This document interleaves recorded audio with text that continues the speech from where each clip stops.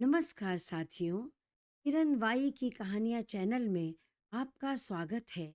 इस कहानी का पूरा आनंद लेने के लिए मेरे पिछले वीडियो अवश्य देखें। अब तक आपने देखा कि अनीता और उसके परिवार वालों को बेल मिल गई थी, लेकिन पिछले दिनों उसके और उसके परिवार वालों के साथ अनीता की सासू माँ कामनी ने जो विश्वासघात किया था, उससे अनीता के मन को बहुत चोट पहुंची थी।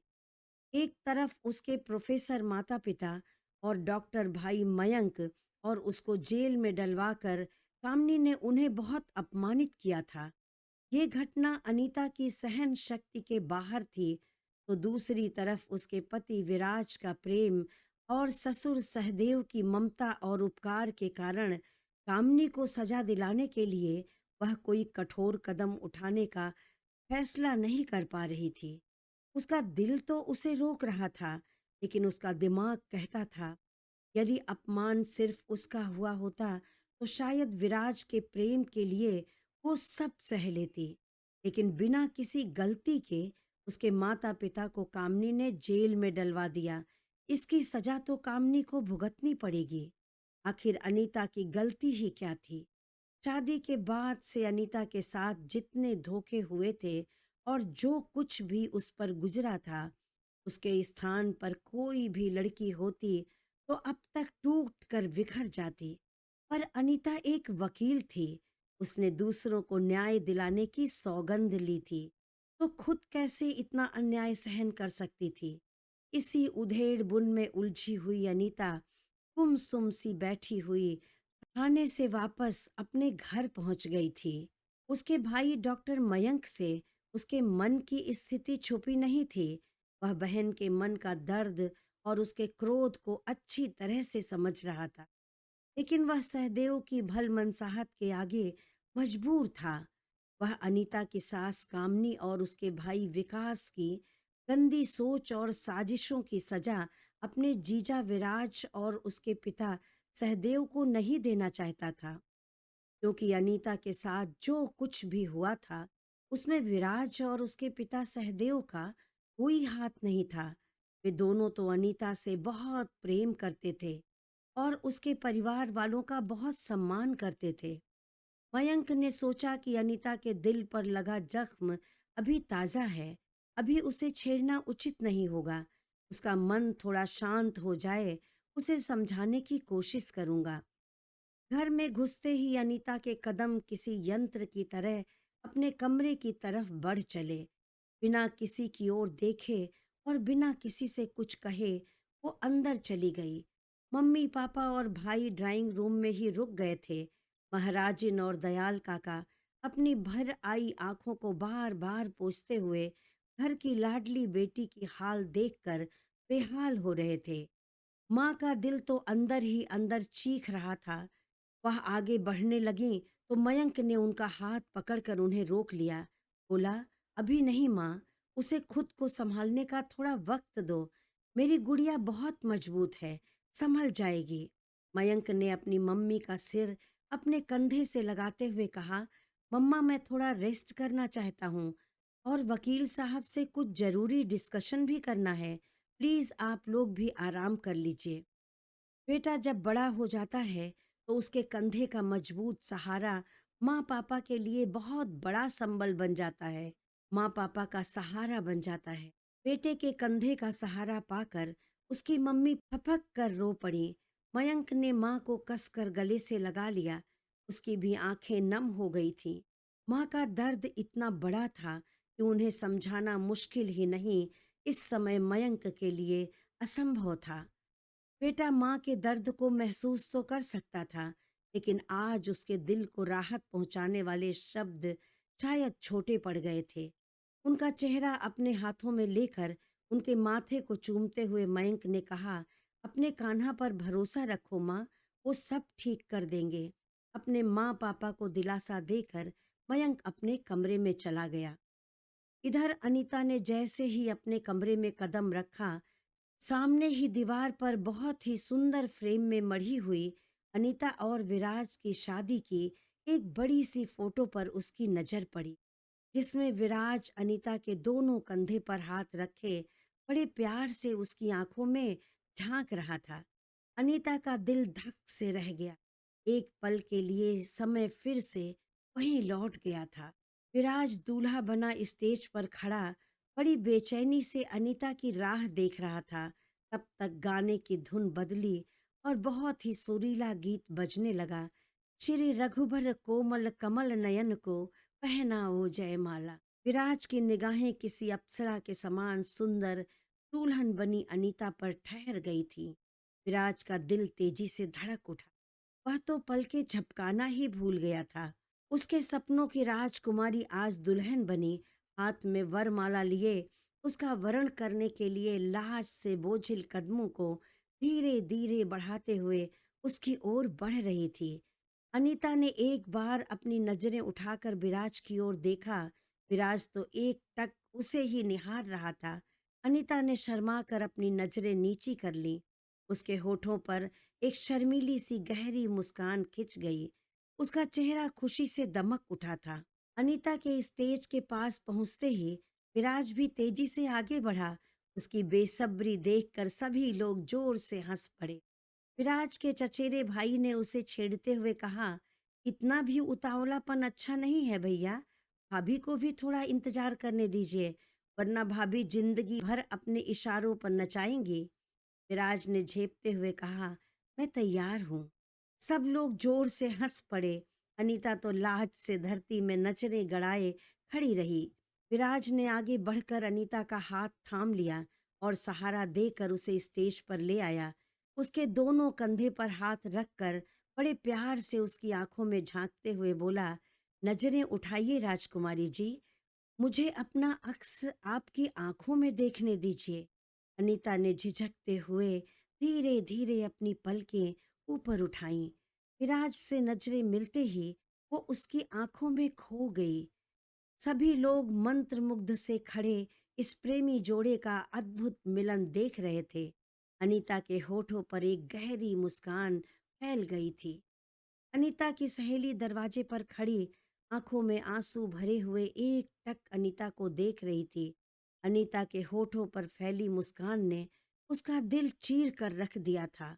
दरअसल वह अनीता की बचपन की सहेली थी, जो पड़ोस के ही एक घर में रहती थी।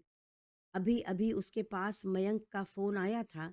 मयंक ने संक्षेप में अनीता की हालत बताते हुए कहा, रजनी तू जल्दी से घर आ जा, इस समय अनीता को तू ही संभाल सकती है। रजनी दौड़कर अनीता के दरवाजे तक पहुंची तो उसे एक टक अपनी और विराज की शादी की को निहारता हुआ देखकर उसके कदम वहीं ठिठक गए। वह अपलक अनीता को देखे जा रही थी। उसका दिल तो पहले से रो रहा था, लेकिन बेख्याली में अनीता के होठों पर छाई गहरी मुस्कान देखकर वह सुबक पड़ी। उसकी सिसकी से अनीता का ध्यान टूटा, मानो वह लंबे समय बाद नींद से जागी हो। एक बार उसने उस फोटो को देखा, अपनी सहेली को देखकर मानो वह होश में आई और दौड़कर रजनी से लिपट गई और जोर जोर से रोने लगी। रजनी और अनीता की दोस्ती दिल की गहराई से जुड़ी थी। रजनी ने उसे कसकर अपने हृदय में भींच लिया था। उसने कहा, जी भर कर रो ले मेरी दोस्त, अपना दिल हल्का कर ले, नहीं तो ये आंसू अंदर ही अंदर नासूर बन जाएंगे। मैं हूं ना तेरे आंसुओं को अपने आंचल में समेटने के लिए, तू चिंता मत कर। अब मैं तुझे एक पल के लिए भी अकेला नहीं छोड़ूंगी। दोनों सहेलियां देर तक गले लगकर रोती रहीं। अनीता मजबूत तो थी, लेकिन विराज के प्रेम के आगे कमजोर पड़ जाती थी। आज एक बार फिर विराज की याद में उसकी आंखें बह चली थीं और उसका कलेजा फट रहा था। इधर अपने कमरे में पहुंचकर मयंक ने जल्दी से सहदेव को फोन लगाया। अस्पताल में विराज के रूम में बैठे सहदेव को बस मयंक के फोन का ही इंतजार था। अपने फोन पर मयंक की कॉल आते हुए देखकर सहदेव ने विराज से कहा, बेटा एक मित्र का फोन है, यहाँ सिग्नल अच्छी तरह से नहीं आता, मैं कमरे के बाहर ही हूँ, आप जब तक आराम कीजिए। बहाना बनाकर वह विराज के रूम से बाहर आ गए। मयंक का फोन रिसीव करते हुए सहदेव ने कहा, हेलो बेटा मयंक, आशा करता हूँ तुम सब सकुशल घर पहुंच गए होगे।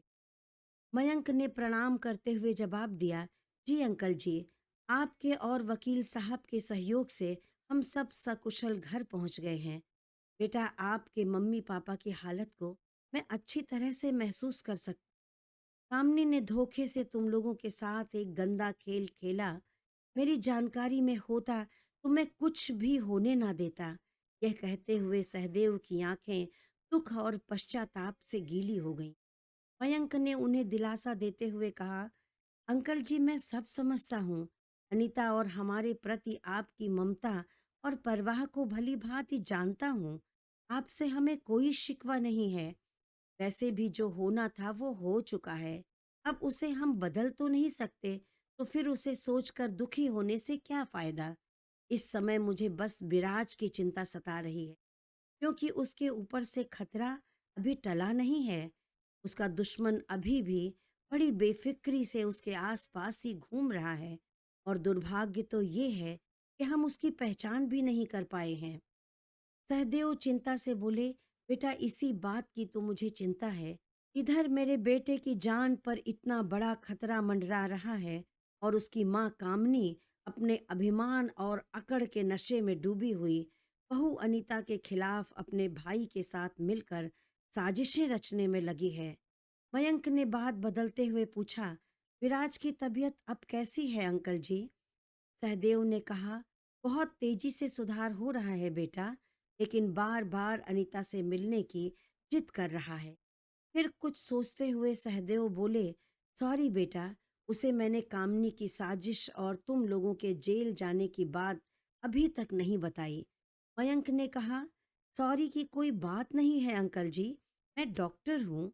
विराज के शरीर और उसके मन के नाजुक हालात को अच्छी तरह से समझता हूँ। अभी उसके आगे ऐसी कोई बात नहीं होनी चाहिए जिससे उसे दुख पहुंचे। सहदेव ने पूछा, अनीता कैसी है बेटा? मयंक ने कहा, क्या कहूँ कैसी है। मेरे शब्द उसका दुख बयां करने में सक्षम नहीं है अंकल जी। अनीता को हमने बहुत ही नाजों से पाला है। अनीता को हमने बहुत ही नाजों से पाला है। उसके ऊपर कभी दुख की परछाई भी नहीं पड़ने दी। लेकिन इन दिनों उसके ऊपर एक के बाद एक जो दुख का पहाड़ टूटा है, उससे मेरी कोमल सी बहन टूट कर बिखर गई है। वह तो बिल्कुल पत्थर की बेजान बुत की तरह हो गई। ना उसे खाने पीने का होश है, और ना ही और किसी चीज की परवाह है। शायद अपने ही मन के अंतर द्वंद से लड़ रही है। सहदेव जी ने गहरे दुख और अफसोस से कहा, मेरी फूल सी बच्ची की खुशियों पर जाने किसकी बुरी नजर लग गई।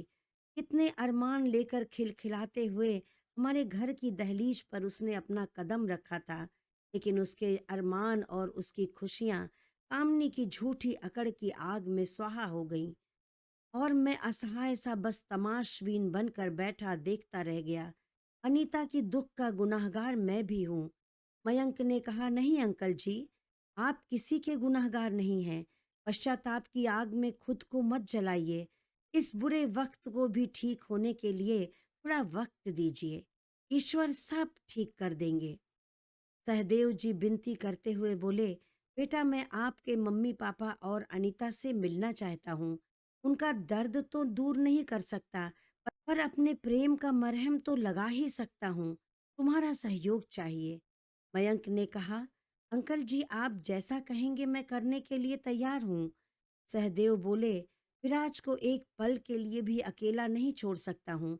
मैं यह भी जानता हूँ कि इन हालातों में तुम्हारा विराज के पास आना संभव नहीं होगा, पर तुम डॉक्टर असीम से कहकर उनके ऑफ टाइम में उन्हें विराज के पास रोक दो, तो मैं तुम्हारे घर आ सकता हूँ।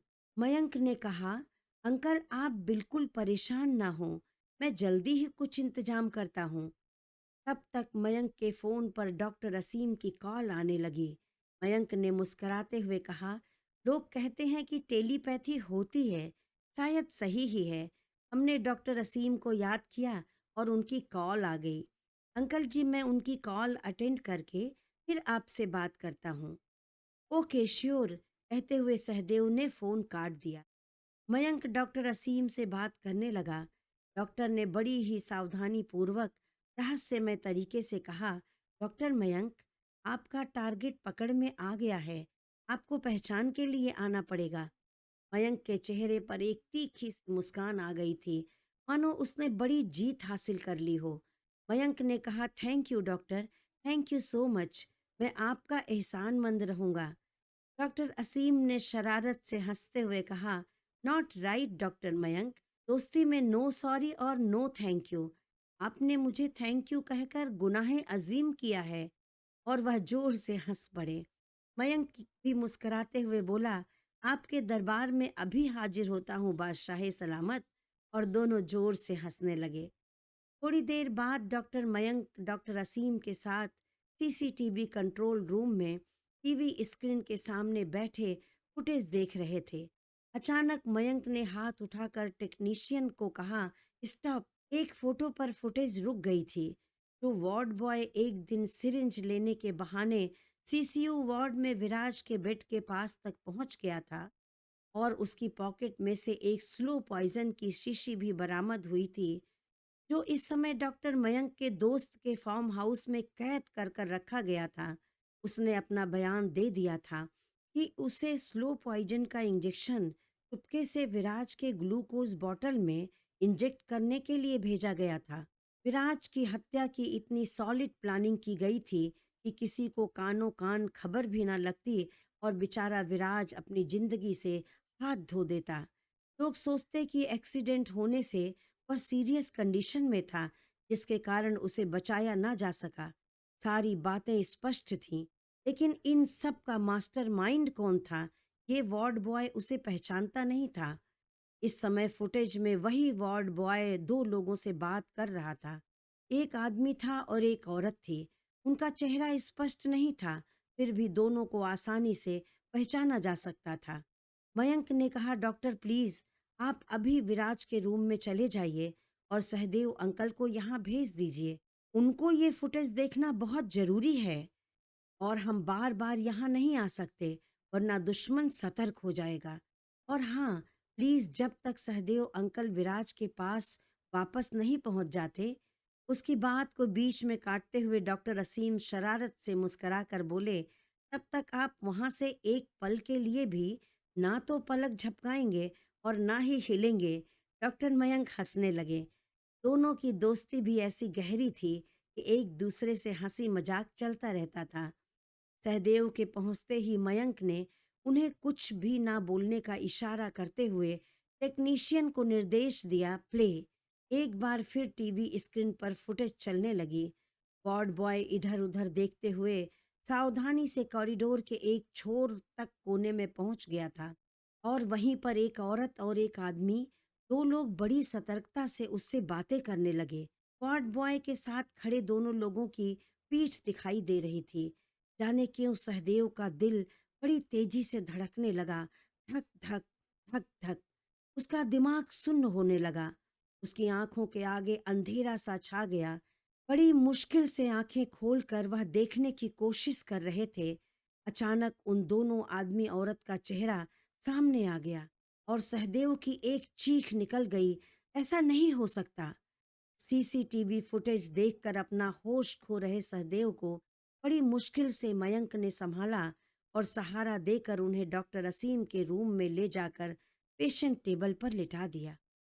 फुटेज में जो लोग वार्ड बॉय से बात करते हुए दिखाई दे रहे थे, उन्हें देखकर मयंक का भी दिमाग सुन्न हो गया था। उसके मन में अनगिनत सवाल उठ रहे थे, लेकिन सहदेव की ऐसी हालत नहीं थी कि मयंक उनसे कुछ पूछ सके। वो बेचारे तो मानो एक बार फिर से पूरी धरती पर अकेले खड़े हो गए थे, बिल्कुल एकाकी।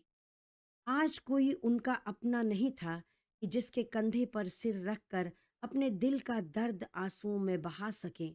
जब उन्हें सबसे ज्यादा किसी सहारे की जरूरत थी, तो उनका बेटा खुद असहाय हुआ अस्पताल के बेड पर पड़ा था। और पत्नी, वो तो शायद कभी अपनी हुई ही नहीं।